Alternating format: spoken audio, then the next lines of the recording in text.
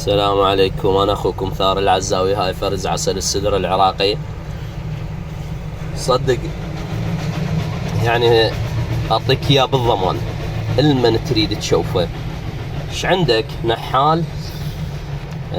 عندك اختبارات، روح اختبره، بس مو اختبارات الجوجل، ولا تروح توديه يعني ذولا جماعة اللي أنا جنصحك، يعني أخ ناصح، تودي جماعة التحليلات المرضية. هو مو تحليل حبيبي، هو ترى بس اكو يعني مختبرين بالعراق كله.